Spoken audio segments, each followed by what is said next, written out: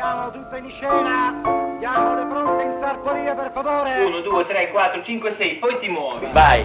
Motore. Azione. Alza un pochino la testa. Stai indietro all'inizio. Adesso guarda in alto la sua, alzi verso di me. Guarda sempre la mia mano. Non vi va come vi guardo? Non vi guardo. Non vi guardo. Giriamo. Buonasera, grazie.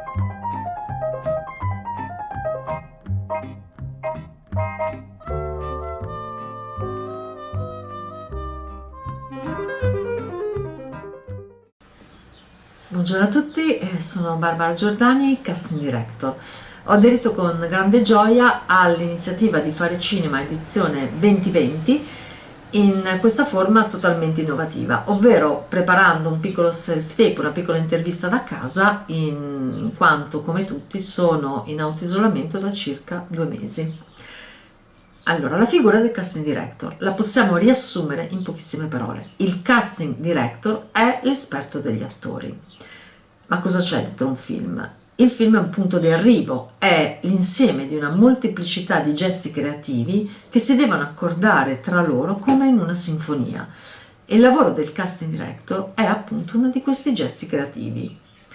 Possiamo considerare il cast di un film come un affresco dove tutto deve essere in armonia, dove tutti gli elementi devono essere in armonia, e per elementi intendiamo gli attori.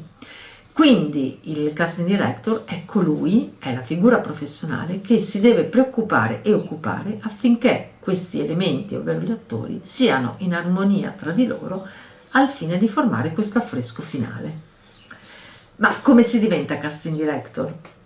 Non esistono delle scuole specifiche, o almeno fino adesso. Però esistono delle caratteristiche per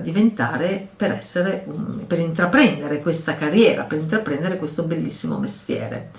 Io metterei al primo posto la passione, e per passione intendo la passione di vedere film, quindi vedere serie televisive, andare a teatro e cibarsi, nutrirsi ed essere onnivori in modo da crearsi un proprio bagaglio culturale, artistico, visivo, figurativo, tale al quale da poter attingere nel momento in cui si andrà a fare il proprio lavoro di casting. E un'altra cosa fondamentale, oltre alla passione, per me è la capacità di intravedere il talento, cioè l'occhio per il talento, l'occhio per vedere il famoso X Factor, ovvero un casting director deve avere la capacità di intravedere, di vedere il talento in un'attrice o attore ancor prima che questo talento, che questo X Factor sia visibile ai più. E questa per me è una capacità, una caratteristica fondamentale. Ma esattamente in che cosa consiste il lavoro del casting director?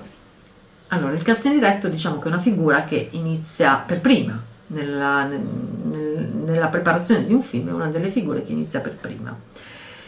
Ma tecnicamente cosa fa? Il casting director legge la sceneggiatura ed effettua lo spoglio della sceneggiatura, ovvero inizia a suddividere i ruoli che trova nella sceneggiatura in ruoli protagonisti, coprotagonisti, secondari, piccoli ruoli, piccolissimi ruoli e camei ed eventuali camei. E in questa fase chi sono le figure di riferimento del casting? Sono il regista e la produzione. Ma esattamente il lavoro del casting director qual è? Il casting director io la potrei considerare quasi una figura cuscinetto, una figura di cuscinetto che deve collegare e mettere d'accordo le esigenze artistiche di un regista con le esigenze produttive, pragmatiche, economiche di una produzione. Questo perché ovviamente non così spesso le due esigenze collimano. E la figura del casting director è proprio la figura che deve fungere da raccordo tra queste due esigenze. Quindi il casting director deve avere sia una sensibilità artistica che una capacità produttiva. E un'ulteriore fase del lavoro del casting director è la scelta degli attori da proporre al regista, quindi la scelta degli attori da portare a un provino. E questa fase, chi sono le figure di riferimento in questa fase?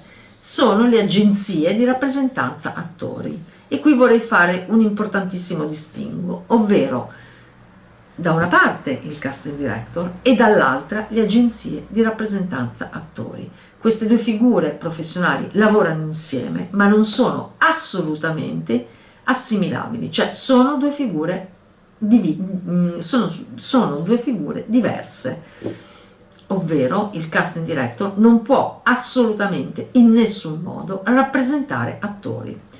Lavora con le agenzie di attori, ma non può rappresentare attori.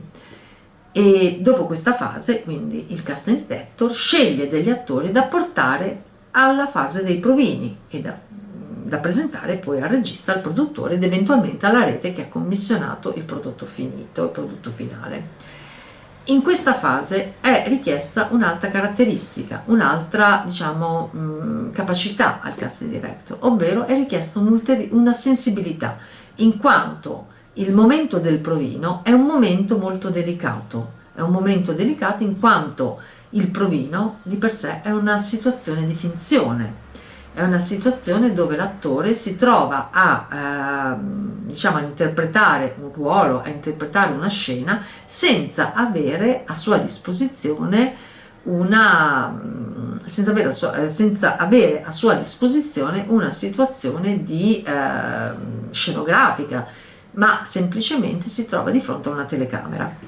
Quindi in questa fase è richiesto al casting director un'ulteriore sensibilità in modo che l'attore sia messo nella miglior condizione possibile per affrontare il provino, in quanto sia il casting director sia l'attore vogliono che il risultato finale, ambiscono a che il risultato finale sia ottimale. Una volta fatti, diciamo, i provini, questi provini vengono portati al regista e al produttore, quindi siamo di nuovo nella fase del rapporto con regia e produzione. Anche questa fase, e di nuovo siamo in un momento in cui la figura del casting director è una figura cuscinetto, in quanto da una parte abbiamo l'esigenza artistica del regista e dall'altra abbiamo l'esigenza produttiva del produttore. L'esigenza artistica consiste nel fatto che il regista vorrebbe il miglior attore per il ruolo, dall'altra abbiamo la produzione che vorrebbe, che deve ovviamente fare i conti con un budget che ha a disposizione per gli attori. Quindi ancora questa volta il casting director deve mediare, deve riuscire a soddisfare entrambe le posizioni, sia la parte artistica che la parte produttiva. Quindi una figura, diciamo, come dicevo prima, proprio di cuscinetto. E una volta appunto scelti gli attori si arriverà al risultato finale e, come sempre, una cosa importante è l'occhio finale, l'occhio per quello di cui parlavo prima, cioè l'affresco finale, che deve essere totalmente in armonia. E, tornando alla figura del casting director come figura professionale, i casting director in Italia sono riuniti in un'associazione che ne riunisce più di 60 casting director con assistenti casting, in quanto anche l'assistente casting è una figura fondamentale. E questi casting director, tutti i casting director e assistenti casting, sono riuniti in un'associazione che si chiama UICD, Unione Italiana Casting Directors, e scopo dell'associazione è la promozione della figura del casting director nel mondo dell'audiovisivo. Per quanto riguarda, diciamo, il mio lavoro di Barbara Giordani, ho al mio attivo tantissime produzioni cine-televisive, però vorrei parlare della produzione, cioè del lavoro fatto per Perfetti Sconosciuti, in quanto Perfetti Sconosciuti è, nella storia del cinema italiano, il film con più remake al mondo, e nel 2019 è entrato nel Guinness dei primati come film con più remake in assoluto nella storia del cinema. Addirittura al momento, almeno a me risulta, 18 paesi che hanno realizzato un rifacimento: Grecia, Spagna, Turchia, India, Francia, Sud Corea, Cina, e tutti questi paesi hanno fatto un loro remake con attori locali.